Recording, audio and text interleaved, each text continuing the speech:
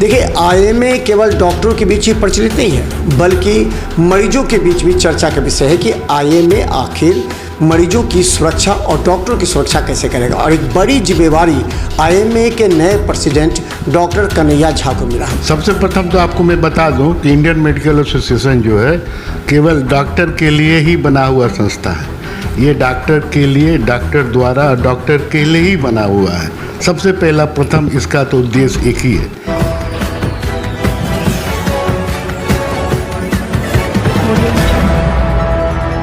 नमस्कार, बिहार मिथिला न्यूज में आपका स्वागत है। मैं हूं मनोज। देखिए, दरभंगा में जो डॉक्टर्स की समस्या है या मरीजों की समस्या है, डॉक्टर और मरीज के बीच एक तालमेल और पुल का काम करता है इंडियन मेडिकल एसोसिएशन आईएमए। देखिए, आईएमए केवल डॉक्टरों के बीच ही प्रचलित नहीं है, बल्कि मरीजों के बीच भी चर्चा का विषय है कि आईएमए आखिर मरीजों की सुरक्षा और डॉक्टरों की सुरक्षा कैसे करेगा। और एक बड़ी जिम्मेवारी आईएमए के नए प्रेसिडेंट डॉक्टर कन्हैया झा को मिला। हमारे साथ डॉक्टर कन्हैया झा, आपका स्वागत है। सब लोगों को, आपके दर्शक, आपके थ्रू सबको बहुत बहुत मेरा नमस्कार। सर, इस बार जो आपके कंधों पर एक बड़ी जिम्मेवारी दी गई है, और इस एज में एक बड़ी जिम्मेवारी, बहुत कुछ लोग सोचते हैं कि थोड़ा सा सोशल आप हैं, थोड़ा सा ज़्यादा रिस्पॉन्सिबल हैं, और दोनों के हित में, मरीज और डॉक्टर दोनों के हित में बराबर सोचते हुए काम। सबसे प्रथम तो आपको मैं बता दूं कि इंडियन मेडिकल एसोसिएशन जो है केवल डॉक्टर के लिए ही बना हुआ संस्था है। ये डॉक्टर के लिए, डॉक्टर द्वारा, डॉक्टर के लिए ही बना हुआ है। सबसे पहला प्रथम इसका तो उद्देश्य एक ही है। उसके साथ साथ देखिए इसमें क्या है कि इसके अंदर में डॉक्टरी जो एलोपैथी खासकर जो पढ़ाई है उसका देख रेख सरकार जो योजना बना रही है वो सही तौर पर एलोपैथिक पढ़ाई के लिए ठीक योजना बना रही है या नहीं बना रही है। अगर सरकार को किसी चीज़ की ज़रूरत होती है कि भैया हम इसमें से परिवर्तन लाना चाहते हैं, आप लोग का क्या सुझाव है, तो एक एक्सपर्ट के तौर पर इंडियन मेडिकल एसोसिएशन में जो लोग हैं वो जाके उनसे बात करते हैं कि सर ऐसा ऐसा बात है, आप ऐसा ऐसा करना चाह रहे हैं, इसमें ये चीज़ ठीक है, ये चीज़ गलत है। तो पहला बात तो ये है, शिक्षा के तौर पर हम लोग इसको थोड़ा सा गाइडेंस देते हैं सरकार को। दूसरा है कि डॉक्टर जो पढ़ते हैं, मेडिकल कॉलेज जो है, तो मेडिकल कॉलेज केवल इलाज के लिए नहीं बना है। मेडिकल कॉलेज जो है यहाँ डॉक्टर बनाए जाते हैं, पैरामेडिकल स्टाफ्स बनाए जाते हैं, और भी जो रेडियोलॉजिस्ट हैं उनके टेक्नीशियंस हैं, पैथोलॉजिस्ट टेक्नीशियंस हैं, सबका यहाँ पर निर्माण होता है। एक रॉ आदमी जो है 10th 12th करने के बाद इस मेडिकल कॉलेज में आता है और एक एक्सपर्ट बन के निकलता है। तो इलाज तो अपने दौर पर सही है, उससे ज़्यादा इसकी उत्तरदायित्व हो जाता है कि हम जो प्रोडक्ट बना के दे रहे हैं, जो सोसाइटी को आगे बढ़ के हेल्प करने वाला या इलाज करने वाला, वो एक ढंग का बने, उसकी देख रेख करते हैं।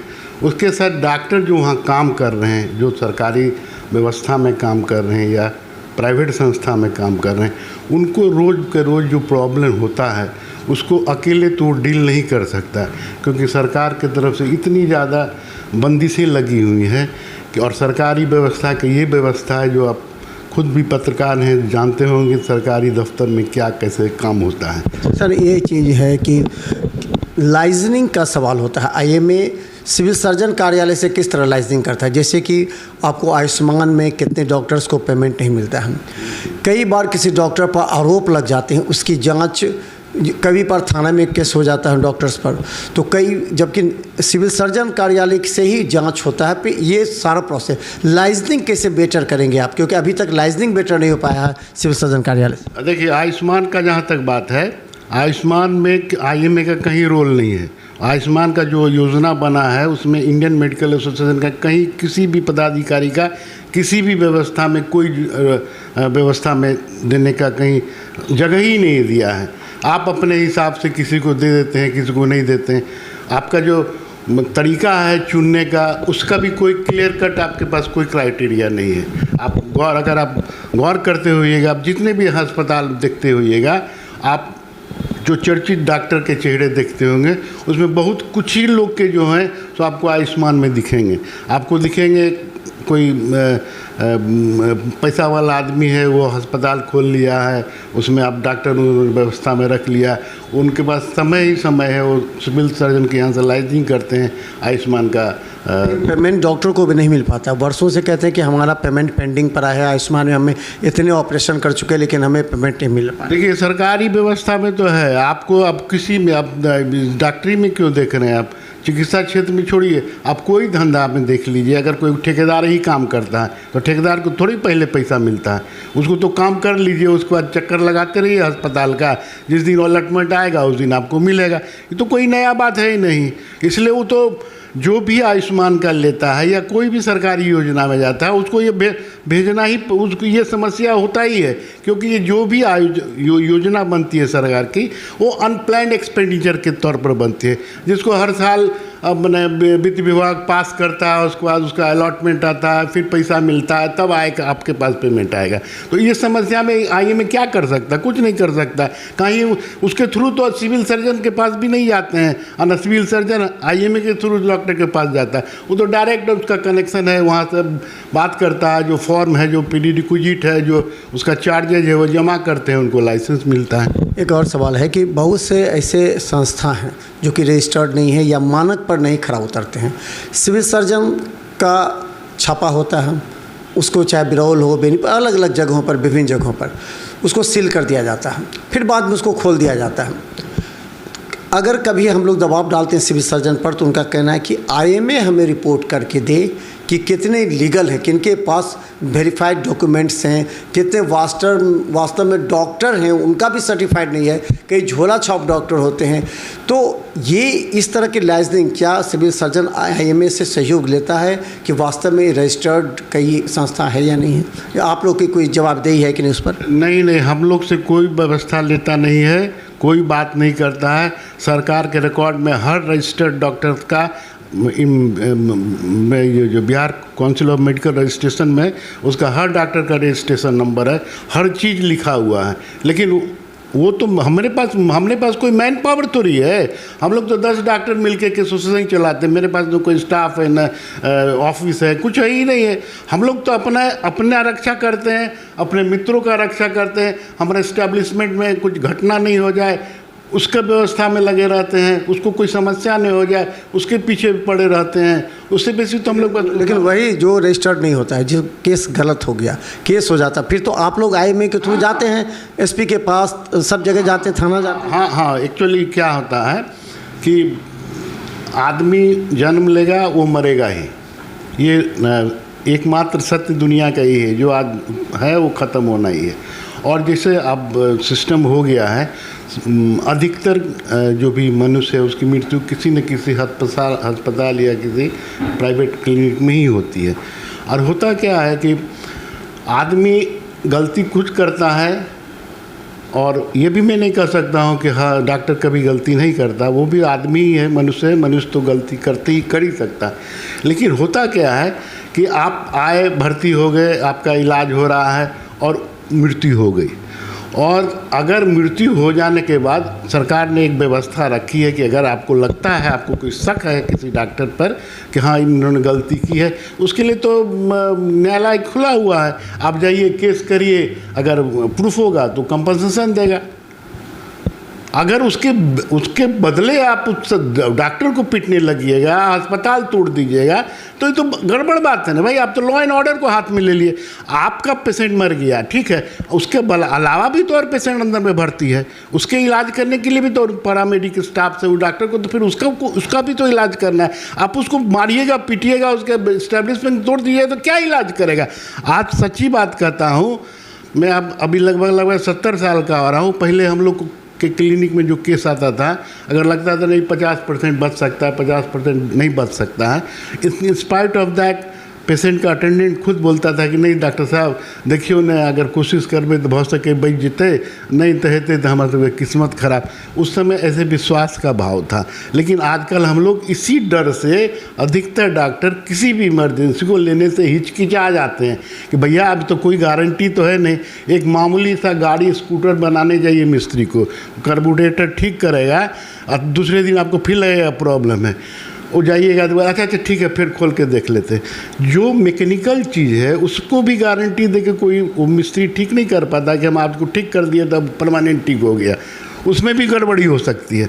और यहाँ तो बात ही है, तो भगवान का चमत्कार है, जो आप जिंदा हैं, आपका शरीर है, उसमें हम कुछ ना कुछ तो मान लीजिए गलती हो ही सकती है, या हमरे जितना बुद्धि ज्ञान है उसके हिसाब से तो हम इलाज कर ही रहे हैं। उसके बावजूद भी अगर गलती माने कुछ दुर्घटना हो जाती है तो मारपीट करना तो कहीं से जायज़ नहीं है। एक जिम्मेदारी और भी, आपकी जो टीम है वो ऑब्जर्वेशन कर सकती है ना कि अगर कोई हड्डी विभाग का डॉक्टर है, वो मेडिसिन का इलाज कर रहा है या वो गैनिक का इलाज कर रहा है, तो पेडियाट्रिक्स का इलाज कर रहा है, तो क्या ऐसे डॉक्टरों को आप लोग इंटरनली तौर पर समझाएंगे या उन लोगों को बताएंगे कि आप लोगों का जो रोल है वो अपने ही डिपार्टमेंट तक सीमित है? ऐसे में बदनामी किसी और डॉक्टर की होती है और उसमें वो डॉक्टर ही उसके खिलाफ इंटरनली तैयार कर देता है। आपने देखा होगा कई ऐसे केसेस है। तो ऐसे डॉक्टर्स को क्या आप नसीहत देते हैं, आपके जितने मेंबर्स हैं उनमें? देखिए ऐसा है ना कि पहले तो कोई भी एक्सपर्ट, अगर कोई सुपर स्पेशलिस्ट है या स्पेशलिस्ट है, सबसे पहले वो MBBS है। MBBS में आपको इतना ज़रूर ज्ञान दे दिया जाता है कि आप कोई न किसी हर इमरजेंसी को आप डील कर सकते हैं।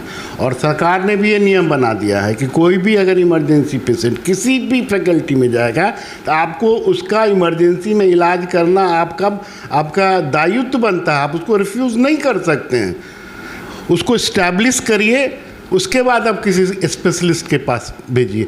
जनरली जो स्पेशलिस्ट प्रैक्टिशनर होते हैं वो इस तरह का काम नहीं करते हैं कि कोई पेडिट्रिशियन है वो किसी कार्डियोलॉजिस्ट का काम करने लगे, या कार्डियोलॉजिस्ट है वो ऑर्थोपेडिशियन का काम करने, बड़ा रेयर इंसिडेंस है।